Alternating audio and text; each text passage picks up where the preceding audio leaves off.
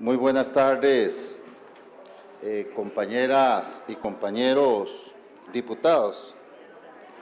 Hay héroes de verdad y otros que se autoproclaman héroes. Compañeros, la Asamblea Legislativa ha iniciado este periodo constitucional con renovado vigor y con un firme propósito de sentar las bases de un futuro digno para todos los costarricenses. Nuestra democracia vive hoy un momento histórico, pero también vive aún con más de 1 millón de personas que no pueden obtener sus necesidades básicas, que no cuentan con educación ni empleo, que no tienen calidad de vida alguna. Costa Rica, nuestra amada patria, vive un momento histórico. El país debe iniciar un proceso hacia una sociedad que debe ser más justa. Y en este proceso nosotros, como legisladores, somos actores principales, somos los responsables de dar respuesta a los costarricenses, respuestas para lograr verdaderamente unirnos por el bien común. Nosotros, con esta Asamblea Legislativa integrada por 57 bien intencionados diputados y diputadas, junto con el Gobierno, debemos defender y proteger a los habitantes del país. Compañeras y compañeros, el presidente creó un país imaginario que no tiene nada que ver con Costa Rica. Al escuchar su informe, nosotros quedamos sorprendidos. El gobierno de don Luis Guillermo Solís Rivera tuvo aciertos, pero muchísimos desaciertos. El gobierno que recibirá don Carlos Alvarado tiene un déficit que llegará al 6.6% del Producto Interno Bruto para el mes de junio. Y contra el déficit se requiere una justa reforma fiscal, justa para que los que menos tienen no paguen como ricos, justa con inversión y gasto de calidad. El desempleo llega a cifras del 10%. Muchos pensionados de la Caja Costarricense del Seguro Social reciben alrededor de 70,000 colones mensuales para todas sus necesidades básicas. Ciertamente, una de sus acciones fue una pequeña disminución en materia de pobreza. Sin embargo, esa disminución no es significativa, ya que aún la respuesta para el 20% de la población costarricense que se encuentra en estado de pobreza y pobreza extrema. 1 millón de personas, niños, adolescentes, hombres, mujeres, jefas de hogar, adultos mayores y población discapacitada a las que no se les responde. Señoras y señores, en el país real, no el imaginario de don Luis Guillermo Solís, existen alrededor de 1.100.000 personas que viven en condición de pobreza.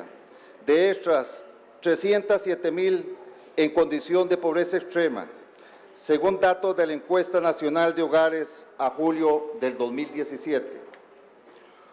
Hoy nuestro país continúa con una desigualdad social agobiante. Según los estándares de la Organización para la Cooperación y el Desarrollo Económico, en el caso de Costa Rica, la desigualdad entre los más ricos y los más pobres se incrementó.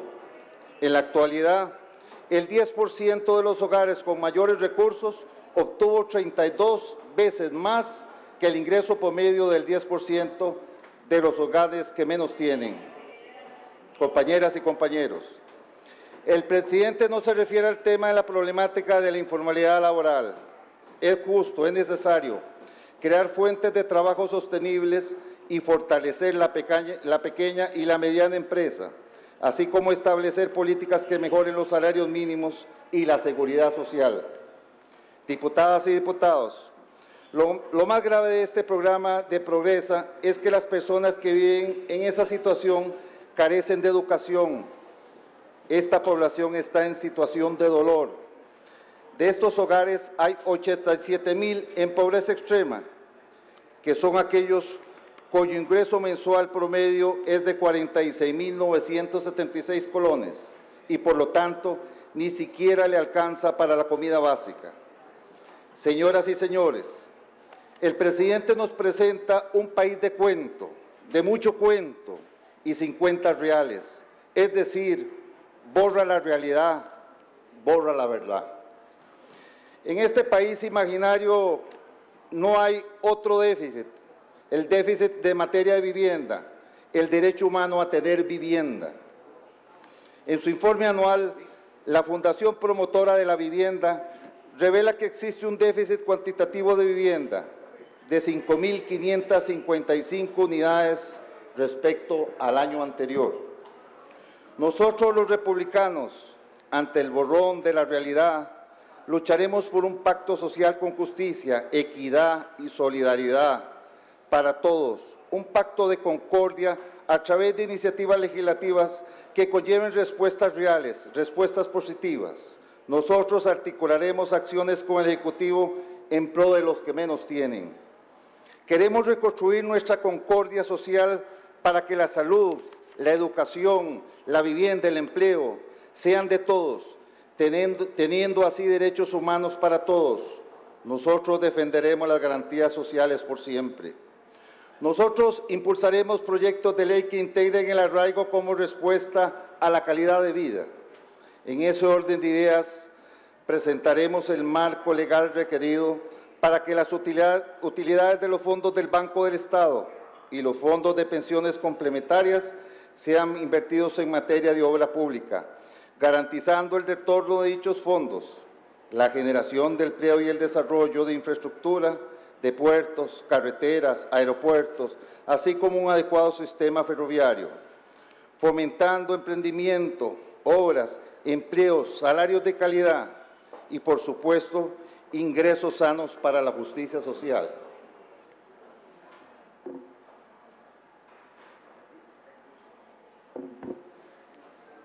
Nosotros lucharemos por un pacto social, el pacto de la concordia necesaria que Costa Rica requiere y merece.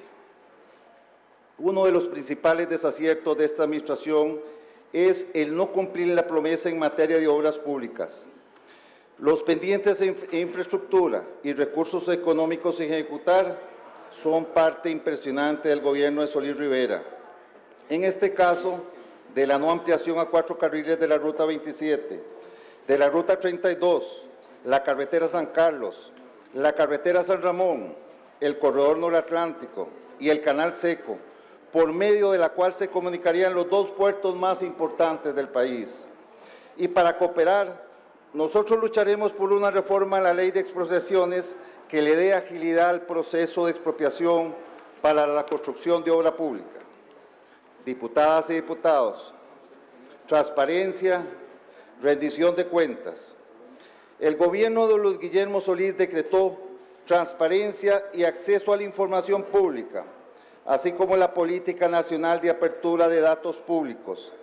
Al respecto, consideramos que es urgente aprobar las iniciativas legislativas, iniciativas que creemos de suma importancia para dar credibilidad de lo que vamos a defender de la ética. Compañeras y compañeros, sin rendición de cuentas real, veraz, cierta, solo existirá borrón y cuenta nueva. Este gobierno debilitó Contralorías de Servicio, instancias fiscalizadoras de la adecuada presentación de los servicios públicos, Contralorías que con su labor protegen los derechos humanos del usuario o consumidor. Por ejemplo, la actual administración eliminó las Contralorías de Servicio del ICE, dejando a los ciudadanos sin una instancia para la defensa de sus derechos. Ahí, en muchas instancias o sectores, se irrespetaron derechos humanos del usuario y consumidores. Señoras y señores, nosotros creemos que para evitar debilitamientos, lo más salvo es que las Contralorías de Servicios se conviertan en instancias auxiliares de la Defensoría de los Habitantes de la República, lo que garantizará la imparcialidad y la mayor objetividad de las Contralorías de Servicio. Igualmente, consideramos que es indispensable una reforma a la Constitución Política que otorgue rango constitucional a la Defensoría de los Habitantes de la República. En materia de seguridad, el país tiene que observar dos resultados del gobierno: la construcción de la Escuela Nacional de Policía, aunque este proyecto país se negoció y financió en el gobierno de doña Laura Chinchilla, esa obra significará un antes y un después en la formación y capacitación de nuestras fuerzas policiales. No debemos olvidar que toda esta obra se logró a través de un apoyo del Gobierno de la República Popular de China y de la Unión Europea, que donaron los recursos económicos. La fuerza pública queda dotada para mayor capacidad de acción en los mares, en el aire, para la indispensable lucha frontal contra el narcotráfico. Además, dentro del convenio de patrullaje conjunto, el Gobierno de Estados Unidos donó 3 naves guardacostas. Sin embargo, la administración Solís, por otra parte, deja el peor legado en materia de inseguridad ciudadana y la peor crisis nacional de criminalidad de la historia. Dejó lo popularmente llamado golondrinas. Sí, golondrinas y más golondrinas, asaltos y más asaltos, abusos, terror, robo contra los sentimientos y bienes de las personas, contra indefensos, trabajadores, empresarios, estudiantes, contra menores, jóvenes y adultos. Dejó la calle en manos de los malos y en contra de los buenos. Eso nos deja. Y en la defensa de las víctimas, nosotros cooperaremos con iniciativas legislativas que permitan fortalecer el Ministerio de Seguridad Pública, así como la Dirección de Inteligencia Nacional, el Organismo de Investigación Judicial, las policías municipales y todas las instancias de seguridad nacional, con el fin de que se establezca la coordinación para todo el cuerpo policial del país y se logre responder a la grave crisis en esta materia que padecen todos los habitantes. Nosotros queremos las calles y los espacios de recreo para los buenos, queremos casas, centros de estudio, lugares de trabajo y de negocios, todos protegidos y en poder de los buenos, no de los que hacen el mal. En cuanto al derecho fundamental en la educación, si bien es cierto que esta administración estableció una política educativa por medio del Consejo Superior de Educación que tiene como objetivo fundamental el que los estudiantes no abandonen los centros educativos mediante el programa de concientización y lucha contra el bullying, y ha hecho importantes esfuerzos de infraestructura educativa como por ejemplo la Escuela de la Carpio. Sin embargo, la respuesta a las escuelas impactadas por el huracán Otto todavía persisten aspectos negativos que impiden que se cumpla con la disposición constitucional del derecho a la educación pública obligatoria y gratuita. En este sentido es importante señalar que hoy, por acciones negativas de los gobernantes irresponsables, existen estudiantes de primera, segunda y hasta de tercera clase en este país, dependiendo de la zona geográfica en que habitan. Las brechas en el acceso a la educación persisten y la mala calidad también. Se confirma que el país no ha logrado alcanzar los niveles mínimos de calidad que genera un buen aprendizaje. El porcentaje efectivo en la educación secundaria está muy lejos de alcanzar el 85% de los parámetros internacionales. En otro tema educativo importantísimo, las carreras universitarias no han impactado adecuadamente la demanda laboral del país, a pesar de que el financiamiento de las universidades públicas ha ido en aumento año tras año. En el país imaginario del presidente Solís Rivera, toda esta realidad en materia educativa no existe para él, pero la verdad es cruel, triste, dolorosa, al país lo enfermaron. En materia de salud, el presidente Solís Rivera, en su discurso que la Caja Costarricense del Seguro Social finalmente creó el expediente digital único, el cual agiliza la labor del sistema y además reduce el costo tanto en recursos económicos como humanos. Este elemento es fundamental para facilitar la respuesta de los pacientes, pero lamentable, eso no es del todo cierto. Aún pacientes y médicos deben revisar expedientes físicos, es decir, el expediente digital del paciente no está al alcance de todos los establecimientos de la salud o de todos los profesionales en pro de ella. Compañeras y compañeros, La situación de la institución aseguradora continúa con graves problemas de estabilidad financiera, sobre todo en cuanto a las pensiones del régimen de invalidez, vejez y muerte. También grave en cuanto a las filas y plazos que son larguísimos para la atención médica, la atención inmediata, lógica para seres humanos angustiados. La institución requiere una reorganización que permita lograr gestión eficiente y eficaz, que conlleve implantar la sensibilidad y la solidaridad humana con una nueva visión del servicio al prójimo, del hermano ayudado por el hermano.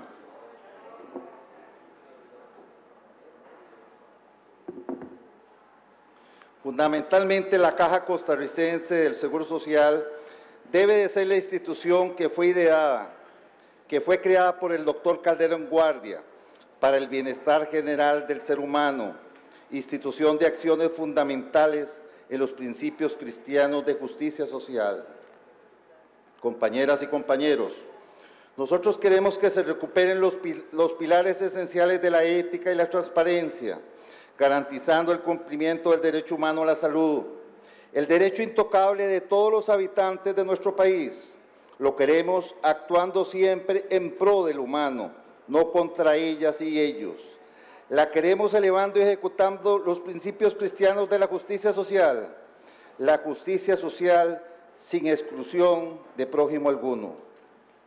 Presidente Solís Rivera, usted quedó debiendo al pueblo el mejoramiento de la calidad de vida de todos los habitantes, de los pacientes enfermos que esperan, que hacen filas interminables, incluso en horas de la madrugada, esperando la atención obligatoria que le debe el Estado en cumplimiento del derecho fundamental de la salud. En fin, usted hizo que los costarricenses perdieran la esperanza, pacientes sin familiares con angustia y dolor, también en el alma. En materia económica, el presidente Solís Rivera refiere en su informe índices positivos en macroeconomía. Lo cierto es que esto no ha impedido el incremento acelerado del déficit fiscal, el cual en junio de este año llegará al 6.6% del Producto Interno Bruto, ya que se deben sumar los dineros que el Ministerio de Hacienda ha invertido en Bancrédito. El gobierno actual no se socó la faja, ya que desde el primer año incrementó en un 19% el presupuesto de la República. Esto de una manera irresponsable. La contracción del gasto irresponsable e injusto no fue su prioridad, no eliminó el gasto que roba a la justicia social. El gobierno presentó su primer presupuesto con petición de aumento y lo logró en casi un 20%. Incluso para ello recibió el apoyo de, en aquel entonces, diputadas y diputados de otras fracciones legislativas, que votaron por la irresponsabilidad del desequilibrio en el presupuesto de ingresos e egresos, es decir, votaron por déficit y más déficit. En cuanto a la recaudación fiscal, si bien es cierto, aumentó un 9.2%, es claro que falta una política para mejorar la recaudación y combatir tanto la evasión como la elusión, por la cual este tema debe convertirse en una verdadera política de Estado. Yo siempre he sido de la tesis de cómo sabemos si nos sobra o nos falta plata, si somos malos recaudadores. Yo tengo el último informe de la Contraloría General de la República, donde nos indica que el Estado costarricense anualmente deja de recaudar más de 2.000 millones de dólares anualmente. Eso equivale más o menos al 8% del Producto Interno Bruto de este país. O sea, este monto es más grande que el déficit fiscal.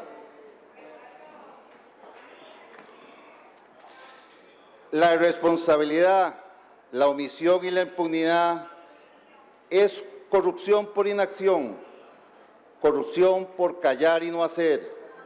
Diputadas y diputados, el gobierno del PAC no logró en el periodo constitucional anterior que la Asamblea Legislativa diera la aprobación a la reforma fiscal, la que en primera instancia fue presentada tardíamente a través de más de 3 iniciativas legislativas en diferentes momentos, llegando a la última mediante la aprobación del artículo 208 bis del reglamento de esta Asamblea Legislativa y que tenía que estar aprobada en la última semana del mes de abril.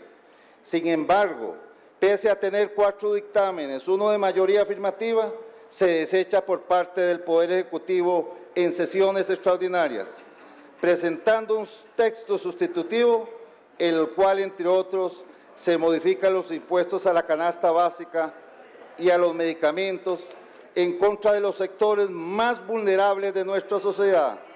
Con el nuevo texto del gobierno, PAC subirán los precios.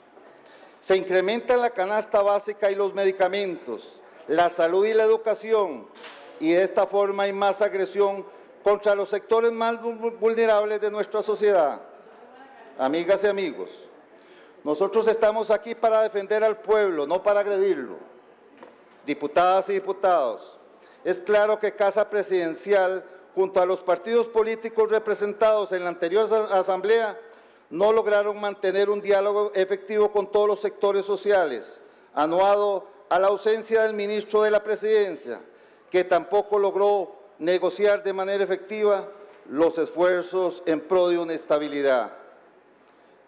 Diputadas y diputados, es público y notorio que este gobierno abandonó a la familia por, entre otros, la inseguridad, la corrupción, el gasto irresponsable e injusto y el déficit fiscal fatal. El déficit es una espada filosa contra la justicia social que abraza con sensibilidad humana al hermano y a la hermana, a las hijas e hijos de nuestra patria. El déficit fatal y también la corrupción matadora son enemigos mortales contra la familia costarricense. Amigas y amigos legisladoras y legisladores, costarricenses todos, nosotros estamos aquí para defender al pueblo, no para agredirlo. Estamos para defender a la familia como un todo. La familia se defiende contra las agresiones económicas, contra el déficit y la inflación, contra las altas tasas de interés bancario, contra la mentira, que es igual a la corrupción. Se defiende con estabilidad, crecimiento económico y ético y desarrollo integral.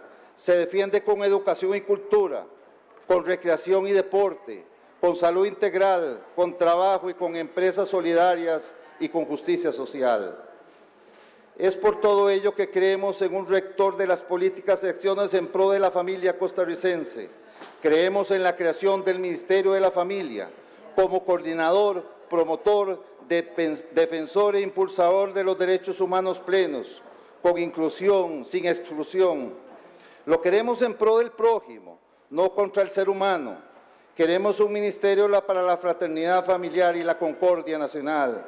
Compañeras y compañeros, en su informe, el presidente Solís Rivera se olvida de los actos de corrupción. Un amigo de sus amigos caminaba por los pasillos de la Casa Presidencial, pretendiendo tráfico de influencia en todos los poderes del Estado para conseguir capital en la banca pública para la importación de cemento chino. Sí, el presidente olvidaba y desea que no recordemos. El presidente del olvido, que olvida los actos de corrupción, también olvida, también calla ante la voracidad que quiere los dineros del pueblo. Veamos otro ejemplo de agresión, voracidad contra los costarricenses. El sábado 5 de mayo del 2018, en el periódico La Teja, el exdiputado Mario Redondo nos alerta y avisa lo siguiente, abro comillas: prepare el bolsillo porque se puede venir un garrotazo a las tarifas de agua. Vaya preparando el bolsillo porque desde agosto puede que tenga que soltar más platica para pagar el recibo del agua. En este caso, en el caso que la RECEP apruebe la solicitud de aumento de un 29% hecha por el Instituto Costarricense de Acueductos y Alcantarillados. Para que haga cuentas, una familia que ahorita paga 6.380 colones tendría que soltar 8.230, un aumento de 1.850. En el caso de una familia con un recibo de 12.000 colones, subiría a 15.480, para una diferencia de 3.480 colones. Y en una de más miembros donde el consumo sea aproximadamente de 25.000 colones, actualmente debería sacar 32.250, lo que representaría destinar 7.250 colones más por mes por este servicio. Igualmente, las empresas ven cada vez más caro el pago de los servicios y lo piensan más para continuar, lo que disminuye la generación de empleo y se complica más la situación económica de las personas. Y es que Acueductos y Alcantarillado, su junta directiva, indica que además de este 29%, la institución estaría solicitando otro aumento del 25%, que entraría a regir a partir de enero del 2019, y finalmente un 6% más para en enero del año 2020. De aprobarse completa la solicitud, en cuestión de año y 5 meses, usted pasaría a pagar un 60% más de lo que cancela mes a mes de su recibo de agua. Cierro comillas. Diputadas y diputados, lo relatado anteriormente es voracidad contra los usuarios y consumidores. La institución, dirigida por una representante del gobierno del presidente Solís, gasta irresponsablemente, gasta injusta e irracionalmente, gasta contra el pueblo sin importarle el pueblo.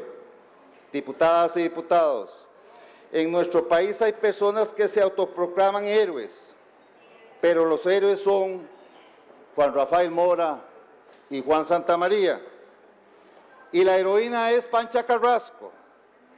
Héroes y heroínas son las mujeres y hombres, niñas y niños, jóvenes y adultos, empresarios y trabajadores que generan riqueza y fraternidad con hechos positivos. Hay héroes positivos y personas que con teas peligrosas que incendian y dejan el país llenos de colores grises y de olores peligrosos, colores y olores que huelen a cemento y más cemento. Señoras y señores diputados, costarricenses, amantes de la patria, la actitud de un líder influye en el estado de ánimo de su entorno y en general, y es determinante para la motivación de todos. Que el capitán se hunda con su barco no es simplemente una frase hecha, sino que es un concepto de responsabilidad, según se expresa en el método del presidente Barack Obama, del autor Rupert L. Swan. Compañeras y compañeros diputados, la responsabilidad es de todos. Nuestro Estado, nuestro territorio, es nuestro hogar común. Dios bendiga esta nación. Gracias.